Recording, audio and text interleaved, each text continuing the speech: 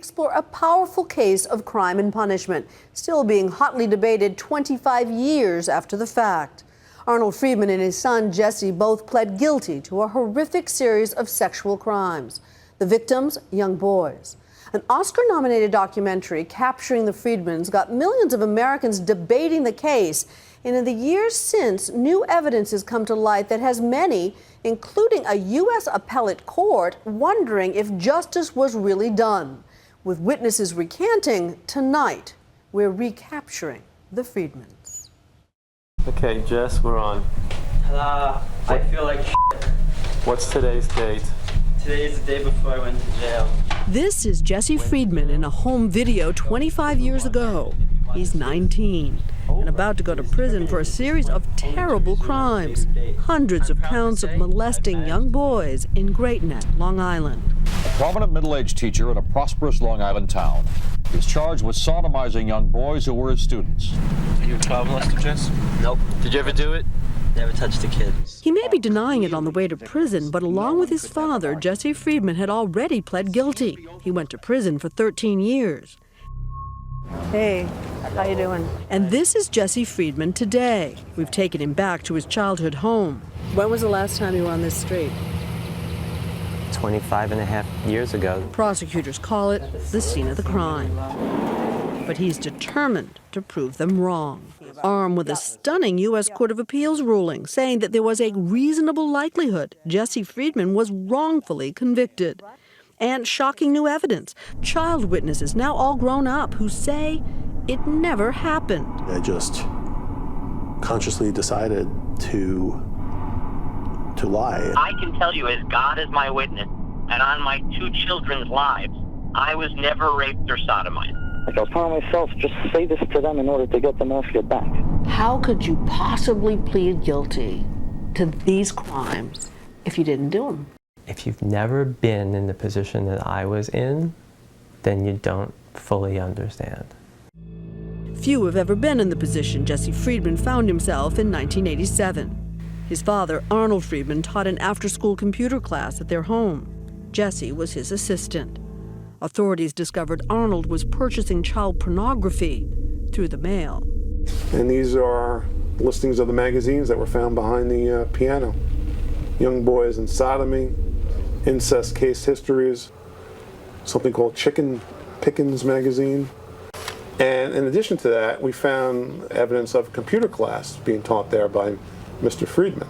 I remember walking in there and saying, God damn, and we could have a problem here. Police launched an investigation, questioning the boys in the classes. One by one, dozens of boys said Arnold and sometimes Jesse gave them pornographic video games, fondled them, and even sodomized them. One game was called Leapfrog, described here by one former student. Yeah, Leapfrog. I remember about that.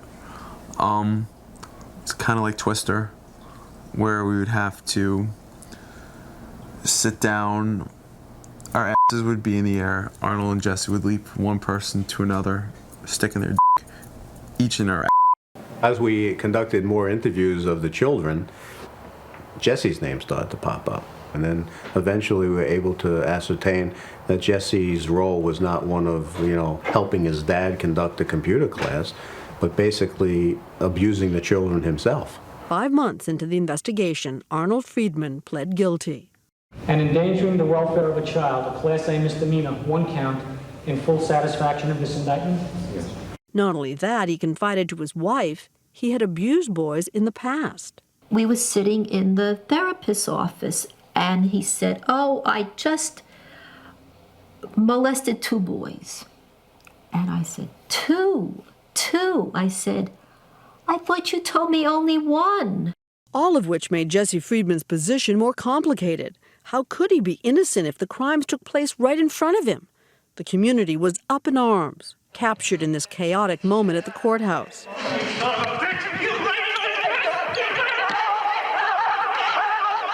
And ultimately, a year after the investigation began, Jesse too pled guilty.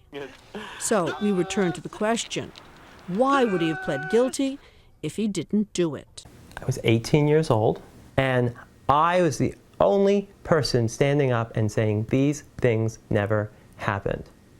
My lawyer's position was basically, it doesn't really matter if you're innocent or guilty. There's no way you can win the trial. And he was right. The game is rigged. The fix was in. If this story seems familiar, it may be because it was told in an Oscar-nominated documentary back in 2003, capturing the Friedmans. They're gonna put me in the movies. Film director Andrew Jarecki says he couldn't get the Friedman story out of his head. Over the past decade, as he dug deeper, he began to have more and more doubts about whether justice had been served. People who were part of those computer classes have come forward and said to me, nothing ever happened in those classes. There's no question that these classes were not mass raping sessions. It's impossible that these things took place in the presence of dozens and dozens of witnesses who remember none of it. You were persuaded that Jesse Friedman is not guilty, was never guilty, was completely railroaded into this conviction. I am persuaded of that. Sex acts and witness animal sacrifices. Jarecki says this was a time when other sensational allegations of child abuse, like the infamous McMartin daycare case, would turn out to be unfounded. This case occurred at a time when the country was consumed with a real mass hysteria that's been documented in hundreds of papers. Jarecki believes authorities in Great Neck were swept up in this wave, pushing children to say things that weren't true. For proof, he went back to some of the boys, now adults. Here are what 5 of them had to say. I knew nothing had happened. I wanted to be done with it. I was so tired of rehashing it over and over again, and I didn't think, I kind of gave up hope on ever being able to convince them that nothing had happened. And if I said it, it was not because it happened. It was because someone else put those words in my mouth. They were asking me a lot of questions, trying to get something, and I just wanted to give them something. I think what they asked me was, did he ever come into close contact with me? And I think I probably told him that he did. I was telling myself that it's not true. It was a nightmare, and it never ended. It's still something I wake up in cold sweats from. 3 years ago, at the urging of that appellate court, the Nassau District Attorney's Office began a review of his case. It's on the brink of completion. With his jail time behind him, you may wonder why Jesse cares so much about clearing his name. He says it's partly because of this woman, his wife, Elizabeth. It's hard for us to make new friends because there's always sort of that third date moment where you have to say, you know, this is my deal, this is who we are, this is what we're dealing with. They've been married 6 years. Do you like it? I do kind of like it. Well, then that's what's important. What they do want is children. But as a convicted sex offender, Jesse cannot be within 2,500 feet of a child. I don't know if I'm going to get to have babies. I don't know what's going to happen. Would you like to have babies? I'd like to have a family. I'd like to have things be normal. But I've accepted that this may go on so long that I may not be able to have my own children. As we end this interview today, Jesse Friedman's been told the DA's report may be released any moment. Here I am again, finally at a place where I'm really certain that I'm going to be declared innocent. Yay. But what is the truth? Jesse Friedman guilty or a victim of a terrible injustice, suffering for his father's sins? When we come back, finally, the moment Jesse has waited for so long. The prosecutor's report comes out.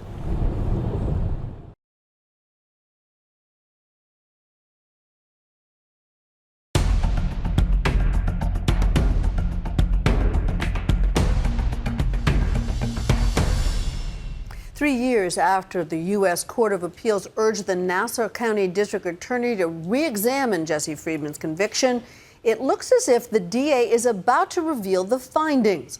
Friedman believes he will finally be exonerated. And on the day he'll get that call, we go back with him for the first time to his family home, the place police say was the scene of the crime. When was the last time you were on this street? 25 and a half years ago, the morning when I left the house to go to court and plead guilty. My life is as good as over. Jesse Friedman spent 13 years in prison for sexually abusing 14 young boys. And while he pled guilty at the time, he says it wasn't true. I'm just so sorry it happened. We've asked him back to what prosecutors say is the scene of the crime, the house he grew up in. It looks smaller than I remember it. Yeah, it kind of feels really small. Is this the room? This is the room. We were eager to see if the room seemed large enough for the kind of sex games police and prosecutors say took place here. There would have been 3 tables. You were packed in here. Here, the chairs would have been back to back. Although there is a bathroom and a small bedroom just off what used to be the classroom, where many of the students said much of the abuse occurred. Though Jesse insists nothing inappropriate ever happened here. How does it feel, Jesse? I mean, this room has defined your life in so many ways. This room has been implanted with an idea that never existed.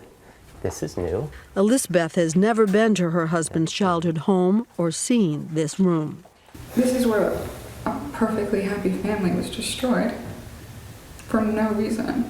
But that is certainly not how the Nassau DA sees things. The day we visit the house, the long-anticipated report, commissioned by the DA, is released. But instead of the exoneration Jesse Friedman had been hoping for, the report is a scathing endorsement of his conviction, including a body blow to the new material film director Jarecki brought forward. The report is coming out. Jesse and his wife get the news from his lawyer over the phone. The report does not exonerate Jesse. Their hope shattered. A few hours later, Jesse and his team get a copy of the 155-page report, which throws out the recantations Andrew Jarecki had sent to the DA. The alleged recantation evidence was found to be either overstated, not reliable, or unable to be substantiated. Not only that, the report claims new evidence of Jesse's guilt. The review team discovered signed and sworn statements from 3 additional boys who gave detailed accounts of sodomy and sexual abuse committed against them by Jesse Friedman. The report also raised questions about Jesse Friedman's state of mind, citing a doctor hired 25 years ago by his own defense lawyer to evaluate him, who noted his psychopathic personality, narcissism, and inability to distinguish right from wrong. Even more troubling, a statement by Jesse's uncle, Howard, his father's brother, who told prosecutors that he knew Jesse was guilty. Jesse is guilty, and you're going to ask me how I know, he said, because Arnold told me. The report is filled with nothing but lies. None of which shakes the confidence of Jesse or his team. A case in point, they say, this recent letter from former accuser Kenneth Doe. Kenneth Doe specifically and categorically stated that none of the things attributed to him, none of the complaints, none of the allegations made by him ever happened. You can't say that this was not a recantation. This was the clearest possible recantation. And what of Jesse's uncle's statement, who claims his now dead brother confessed to him and said Jesse, too, was guilty? He is recounting something that allegedly Arnold Friedman, who by all accounts was crazy, allegedly said to him. That's not admissible evidence in any courtroom on this planet. The entire case hinged on the testimony or the supposed statements of predominantly 8-year-old kids. There was no physical evidence. There was no medical evidence. Gavin DeBecker is a best-selling author and expert in the area of child exploitation and security. He, too, wrote a report on the case. He says he believes the case was fatally tainted by the way police interviewed the children. When you see the nature of how the interviews were done, you begin to understand that you could get an 8-year-old kid to admit he killed Kennedy. Some of them were visited 15 times by the police. One of them had a 7-hour interview. In adult terms, that would be called abuse or torture. DeBecker says even the district attorney's report acknowledges that police used unprofessional, unfair, and cruel tactics in interviewing the child witnesses, including telling boys that they would become homosexual if they didn't say they were abused, techniques which would not be permitted today. But prosecutors are convinced they sent a guilty man to prison, while Jesse Friedman passionately denies that. It's really painful when the district attorney lies about you. He says what he really wants is the day in court he never had, the chance to go to trial and let a jury decide what is justice. I have more fight in me than I've ever had before. So, game on. Jesse Friedman's lawyers filed new material with the New York court yesterday. The Nassau County District Attorney declined our repeated requests for an interview.